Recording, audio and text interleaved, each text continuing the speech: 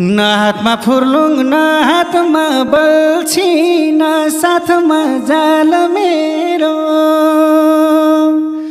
लगनको रेखी छैन रे नानी अहिलेको साल मेरो